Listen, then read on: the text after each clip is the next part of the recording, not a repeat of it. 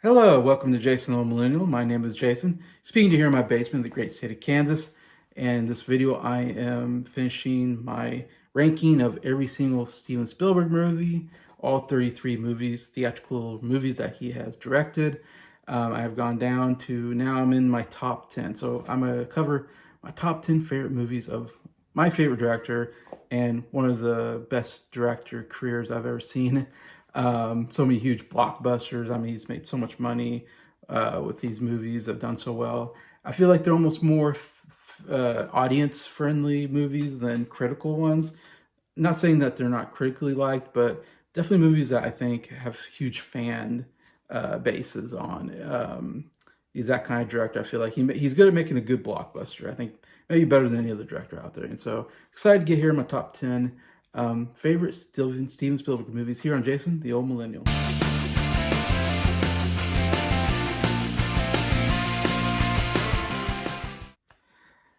All right, I hope everybody's doing well. Now we're on a Thursday evening.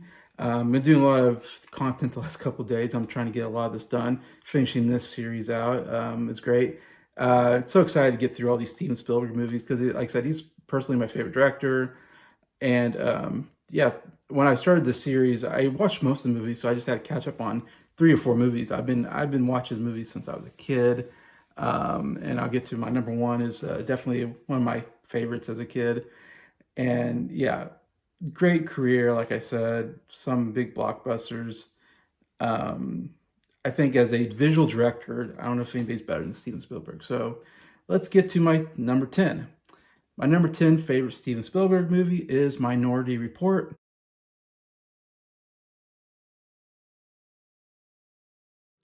This is a movie I saw in the theater, actually. I saw it with my girlfriend at the time. I took her to the theater to see it. Of course, it's one of those things where anytime Steven Spielberg made a movie, I usually went out and saw it. Especially this. I mean, and you got Tom Cruise, and Tom Cruise is one of my favorite actors. So it's a great combination. And Spielberg, Cruise, and it's a sci-fi movie. I mean, come on. It's like no brainer. I remember being pretty hyped up with this when this came out and being like, oh yeah, I'm definitely seeing this movie. And it has a really cool premise. It's kind of it's a futuristic movie with Tom Cruise is kind of a police detective in the future, and they have these 3 psychic beings, they call it the cogs, who can tell the future, but they have to like lay in this water, and you have to have this device on them or something, and in their brain they can like you can see a picture on a screen of like future crimes basically. And so these 3 cogs are able to predict future crimes before they happen, and then Tom Cruise and his group go out and arrest the person before they commit the crime, with the idea that, you know, hopefully you can get rid of murder or really reduce the murder rate because you can capture them before they ever murder somebody. So interesting idea, interesting sci-fi idea, of course, and Tom Cruise is great, and of course it's Spielberg, very well directed. Kind of a dark movie overall, I would say, visually. But and then the whole plot thickens when Tom Cruise sees a future where he murders somebody, and so he has to grab the cog that visioned it, and he kind of kidnaps the cog and runs away with her and tries to figure out like, and he's trying to think like, I would never murder somebody. I don't know who this person is I'm supposed to murder. And so there's definitely this really cool backstory of, you know, or mystery, I should say. There's this cool mystery of like, who's this person that I'm going to murder in the future, and how do I prove my innocence before I ever do it, you know, which causes a kind of interesting psychological problem. Is it okay to murder? I mean, is it okay to arrest somebody before they commit the crime? Is that ethically right, morally right? Anyway, so there's some interesting ideas there. A good mystery unraveled. Some great futuristic action sequences as well. Yeah, overall, it's a pretty good sci-fi action kind of thriller movie. Here at number 10, yeah, Minority Report. Number 9, I have Catch Me If You Can.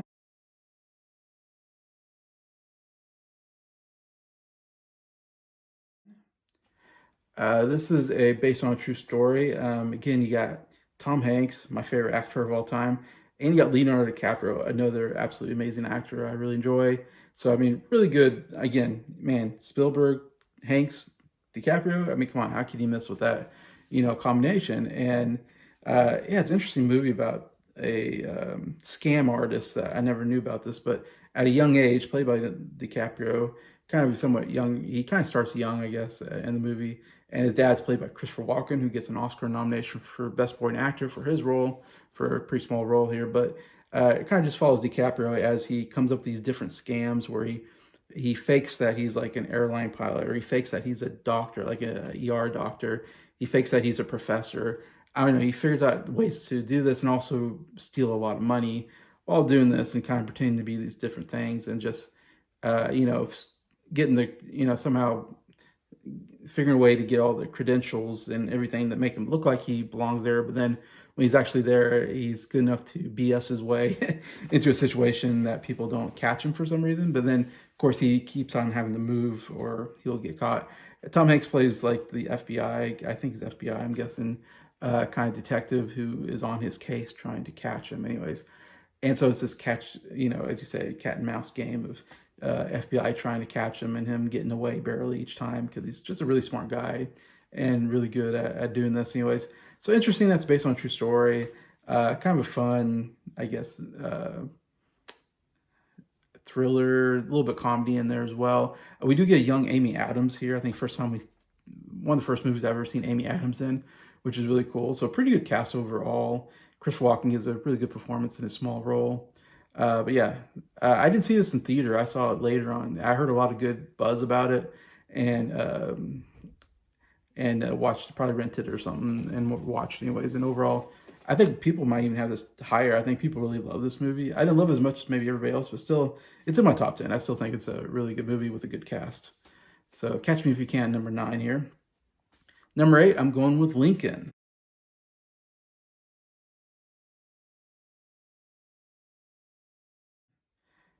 Yeah, Lincoln, of course, big, kind of almost epic film about uh, the president, Abraham Lincoln, who is my personal favorite president of all time. I'm a huge Abraham Lincoln fan, read books on him, watched documentaries. I want to go to his museum. Someday I'm going to go to his museum in Springfield, Illinois. I really want to go see his presidential museum. But anyways, so this was a real cool look at the kind of time in Lincoln's life where he was trying to pass the Emancipation Proclamation, freeing all slaves. I don't know if we're still in the Civil War at this point, and yeah, he's trying to free all the slaves. He's trying to get Congress to pass the bill. Congress is still mixed on, some don't want to free the slaves, and then some are, abolitionists and do. And Lincoln's really trying to push hard to get this bill passed and thinks it will help win the war. And also he believes in freeing the slaves himself and all this. Anyway, so yeah, it's an incredibly important time, one of the most important moments in our history as Americans. So it's really cool to see this on the screen. And yeah, it's interesting that Spielberg kind of started, I feel like, as almost like this really good at sci-fi action. And then later on, he started doing these historical dramas. He really loved doing historical dramas on, real people and all this. And yeah, it's hard not to, I mean, I remember this movie's coming out. It's like, oh yeah, this is surefire going to be a good Spielberg movie, and it's also going to be like an Oscar. It did get nominated for a lot of Oscars, and you knew it was going to be. I mean, how can you not? It's about Abraham Lincoln. Spielberg's directing it. Come on, it's just like automatic. In fact, I thought it might win Best Picture. It ended up not winning Best Picture, but it did win Best Actor for Daniel Day-Lewis playing Abraham Lincoln, giving another absolutely amazing performance. And with this win, Daniel Day-Lewis is the only actor to ever win 3 Oscars for Best Actor. That's how good this role was for him. And so cool that he's Irish and he's playing an American, but he did look the part and sound the part. And he has some great moments of like where he has these emotional outbursts of like, get this done, kind of thing. The best moments are when he's with his cabinet and he's, our time is now. That moment, great stuff. Really good cast overall.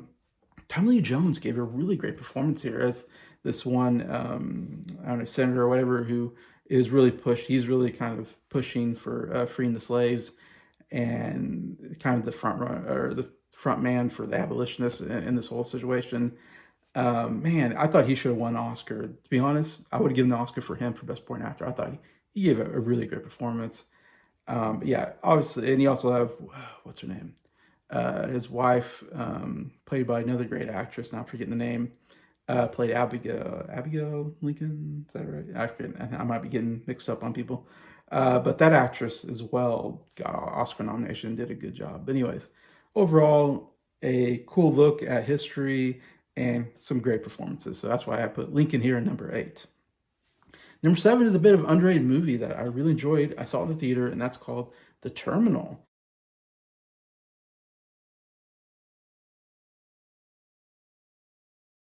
Um, yeah, my dad and I went and saw this. It's another one of those things I get. Like I said, Hanks is my favorite actor. Spielberg's my favorite director. So if Spielberg and Hanks are in it, or Spielberg's directing it, Hanks is starring in it, I'm there. That's like an automatic. I'm in the theater. I'm watching this because I love both so much. Anyways, and this is more of a comedy. It's a little bit drama, but I almost would call it somewhat comical type movie. Um, Kind of based loosely on a true story, a true not really a true story, but a true event that happened.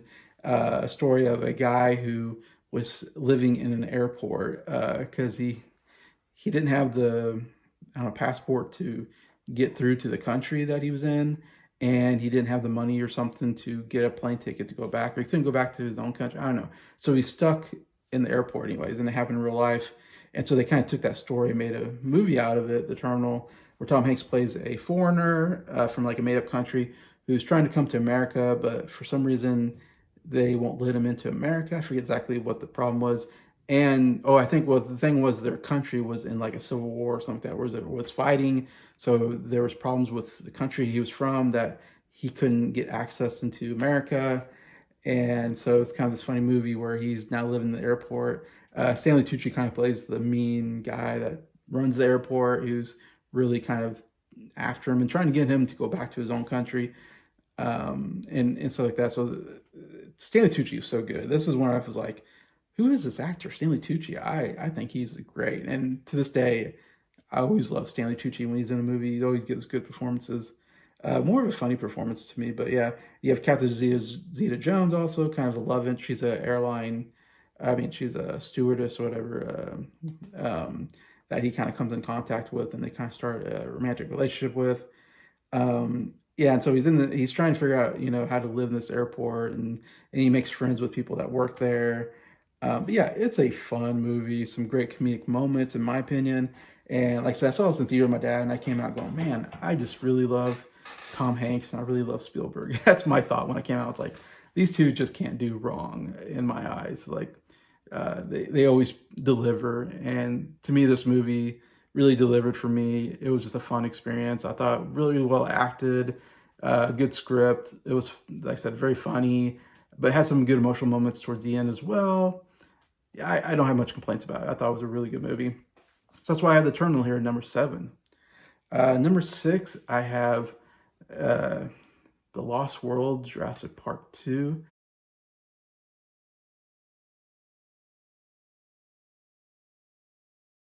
Uh, I'm trying to think if that's how it's called. You can call it Jurassic Park 2. It's a sequel to Jurassic Park. It's really called The Lost World, I think, and then it's like colon like Jurassic Park 2 or something like that. I don't know. It has kind of a weird way they titled it. But anyways, second movie. I did see this in the theater with my family. I think I've seen every Jurassic Park. Yeah, I've seen every single Jurassic Park movie in the theater, actually. I actually really like the Jurassic Park movies. I think they're all, even the Jurassic World movies, I quite enjoy. There's something about seeing people running away from dinosaurs and dinosaurs eating people that I just really enjoy. Provide some really good thrills here. The Lost World, the main character now is Jeff Goldblum's character from the first movie, Malcolm, I believe his name is, and as this chaos theory scientist. And his girlfriend is on this expedition on another island that has dinosaurs. And so he goes to convince her to, leave because he, of course, had a bad experience, in Jurassic Park, with these dinosaurs. So he goes to try to get her because he doesn't want her to die. And while he's there, mishaps happen. There's also this whole other group that's trying to capture dinosaurs to bring back to America, I guess, to make money. And of course, bad things happen and dinosaurs start killing people. And now they're just trying to survive and get back to America. But yeah, it's still, again, you'll see Jurassic Park a bit higher on my list, though we're not getting to my top five here pretty soon.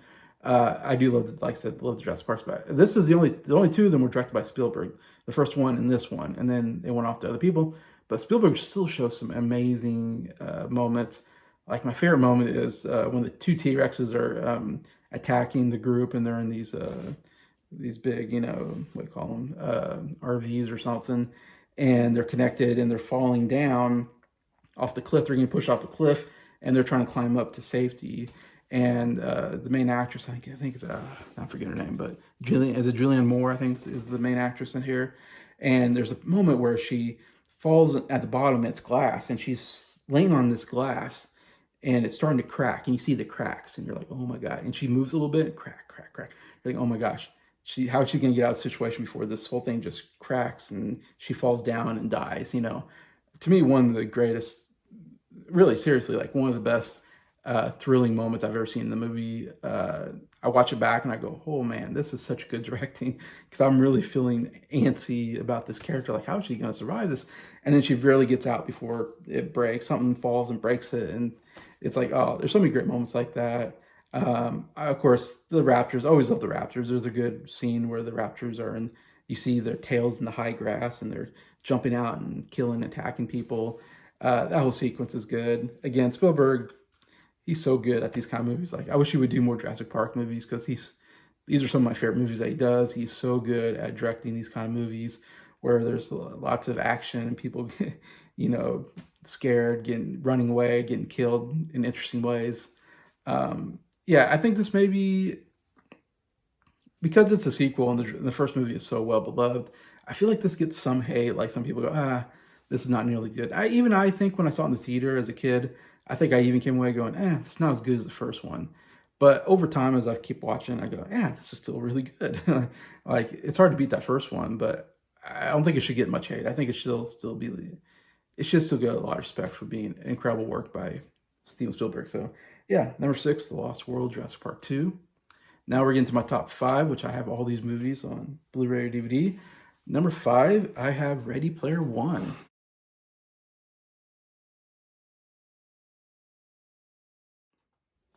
Yeah, this movie is like the perfect movie for me, because it kind of deals with, pop culture and nerd stuff, and it's kind of in sci-fi. It references things that I understand, and that's what I love. This movie keeps referencing video games, movies, music from mostly the 80s period, but it's kind of almost referencing the 80s kind of decade mostly, and maybe it gets in 70s, 90s as well. But it's one of those things where every time they make a nerdy reference, like, I get it. I'm like, I totally get that reference. That's a great reference, And I always wonder if people don't understand the references, if they're lost in this movie. And I think those of us who understand those nerdy pop culture references, we love it. Like, I loved it. Every time they reference something, I go, oh yeah, that's a great reference. I love those kind of stuff though. That's why I like The Big Bang Theory. I like that TV show, because they reference nerdy stuff all the time that I'm like, oh, I totally get these references. This is my language. I'm kind of a nerd myself, so I get this kind of stuff. Anyways, but this is based off, I guess, a fiction book, of course, sci-fi book, which I still haven't read. I want to read. I remember it's coming out, and it was like kind of hyped up as this big sci-fi action movie, but I didn't see it in the theater, and I don't know why I didn't. It's kind of crazy. I think at the time I was like a little mellowed out maybe about going to see movies in the theater, and so I didn't go as much. There's too many, like, maybe I was just burnt too many times going to the movie theater and going, this movie wasn't very good. That even the movie like this, I should have seen in the theater. I just didn't. And I eventually watched it, I think, on, some kind of streaming service. And I was like, this movie is awesome. Like, and I immediately bought the Blu-ray, like, after I saw it the first time. I was like, this is one of the best movies I've ever seen from Spielberg. It's one of my favorite movies of all time. In fact, I say of all time. It's definitely one of my favorite movies that I've recently have gotten into. But yeah, the whole movie is futuristic, where they put on these glasses, whatever, and they are transported into a digital world, like a computer world, whatever, and they get to play games and they get to, be whoever they want to be. They can do anything they want to do. It kind of gives them freedom because the real world is like really crappy, and so this is they call it the Oasis, and the Oasis they get to be free anyways. So it's a real cool concept, and then there's this whole quest where they have to find these three keys, and then whoever finds the three keys, because the person who invented it dies, and he gives this quest out that, again, just love the whole story. That's such a good story of like, you gotta get these three keys, and you gotta, figure out how to get the three keys. It's all kind of a mystery. And then once you get them, then you can control the Oasis or something like that, and you make a lot of money and just totally change your life, anyways. But and then he falls in love with this other girl that's in there, and forms this kind of group, the friends, and they're trying to take down this evil corporation that wants to take over. Anyway, so yeah, really cool story, and the visuals are so good. Oh my gosh, some of the best visual effects I've ever seen in a movie. And I love because you have all these cool references. Like my favorite part of the movie is kind of towards the beginning. One of the first keys they have to finish the line of this racing game. They're all racing, and if they can finish the line, they get a key. But no one can finish the line because at the very end there's a King Kong that just bats away any car that comes by. So it's like it seems impossible. Like, how do you get past King Kong? But that whole sequence is like visually like one of the most incredible sequences I've ever seen, where all these cars are going in and out. The way the camera moves, how cars are crashing, it's just absolutely incredible. Like how they did that visually, and I love that like our main character I believe is driving the car from Back to the Future, which I'm forgetting now for some reason. But all the cars are cars from TV shows and movies. I love that. Again, love all the pop culture references. Like you got the Iron Giant. One guy built an Iron Giant, and there's also this great fight scene at the end. One of the greatest fight scenes I've ever seen. Like big battle where all these people get together, and they're all these. You see all these different references to different stuff. It's just so good, and yeah, just a fun movie with a really cool story, anyways, and some comical moments as well. And also it's about video gaming. I love video games, so again, it's just like the perfect movie made for me, someone like me. It's like, I don't know if it's for everybody, but it's for me. And so that's why it's here at number 5, Ready Player One. Number 4, we have War of the Worlds.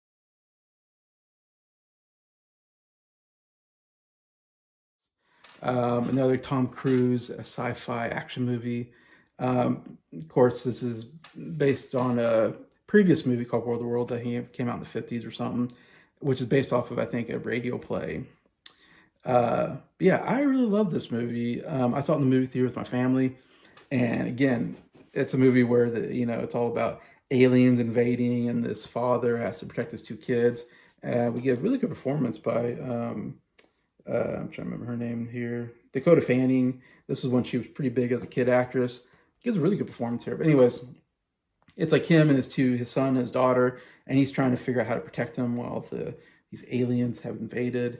And the visual effects, again, are so good. I love that first scene when the aliens start zapping everybody and things are exploding, and he's trying to get in a car and get away.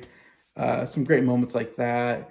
And yeah, very scary kind of idea, but it's definitely shows a very scary idea of bad aliens attacking. He has good aliens like E.T. In the past, but here we got bad aliens and Signs as well. But that's another director. But anyways, but yeah, love Tom Cruise here. I think he gives a great performance, some comical moments, some great action, some great drama too. Really, some good dramatic moments.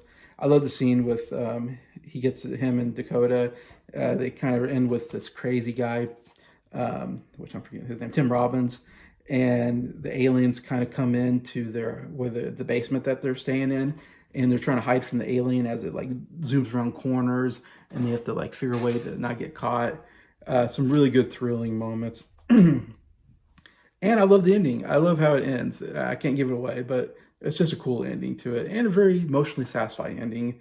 Because it's kind of like I always said, like it's like the movie is about this father who's divorced, and he doesn't get along with his kids, And so it's like it's that drama, but then it's got an alien invasion behind it. So it's like it's really a drama with an alien invasion, kind of him having to connect with his kids and protect them, and then at the end, it's just really emotionally satisfying the way he, you know, has protected his kids throughout this whole thing.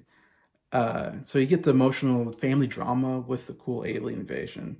But yeah, I love good sci-fi movie like this, and again, just great directing by Steven Spielberg. Number three, of course, this movie is going to be high on my list. Indiana Jones, Raiders of the Lost Ark.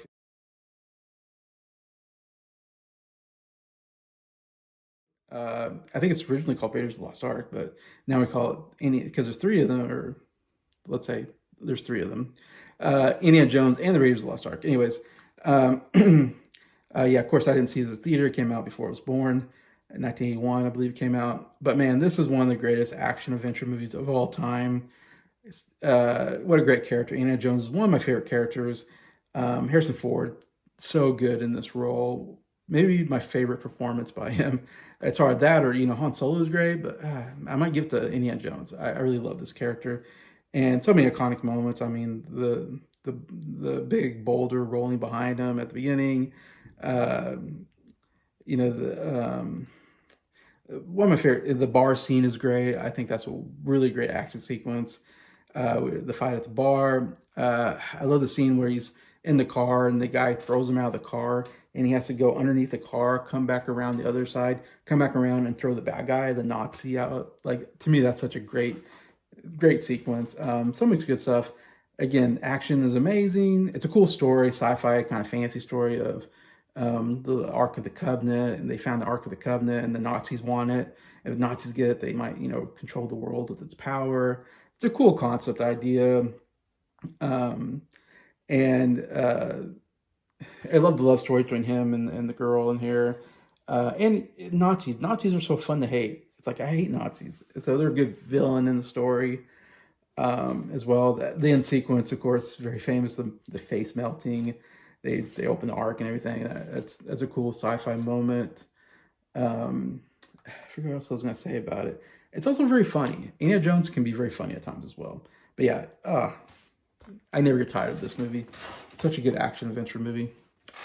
And so we're going back at number two, back to Indiana Jones, and my second favorite movie is The Last Crusade, the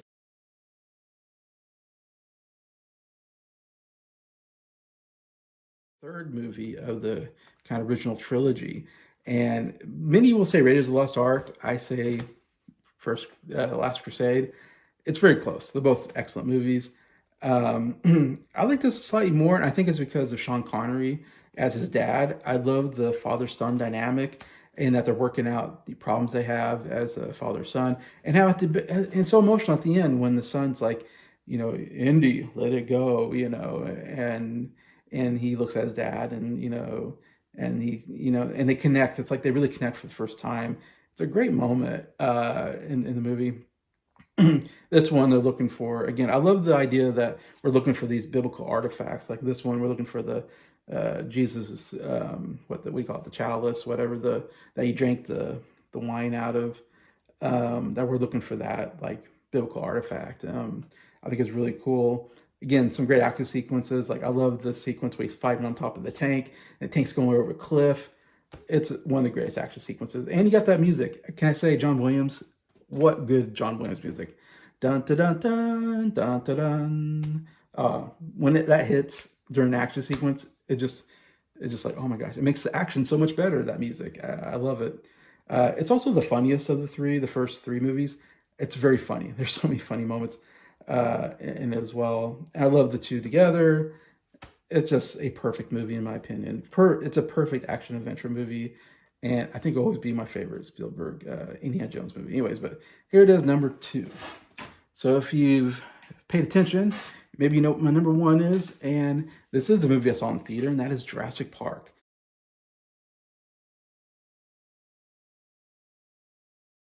Yes, Jurassic Park gets my favorite Spielberg movie. It was just mind blowing. I saw this in theater and I was maybe 10 years old. I mean, I was young, scared out of my wits. Like this, I've never seen dinosaurs look so real.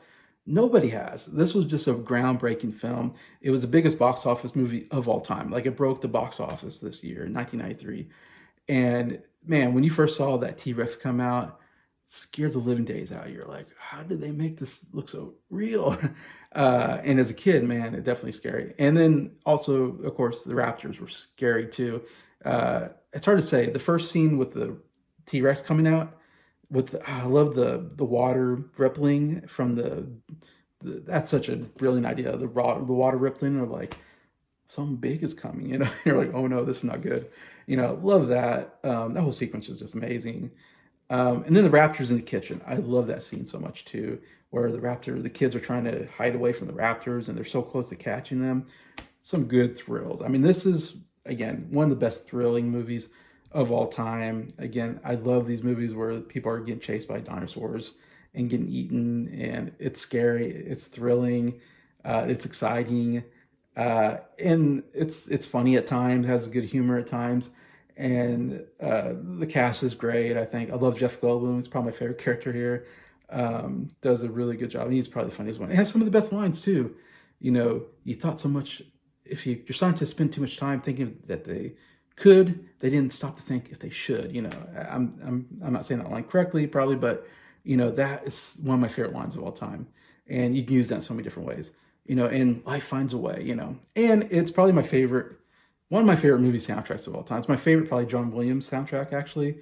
That da da da da da da da da da. Oh, it's such a beautiful John Williams music. And when it hits again, when it hits with the dinosaurs show up and you hear the John Williams music, you're just like, this is filmmaking at its best. And like I said, I think this is Spielberg's best job as a filmmaker. There's not a boring moment. You're just enthralled the whole time. You're scared. You're like, how are they going to get out of these situations?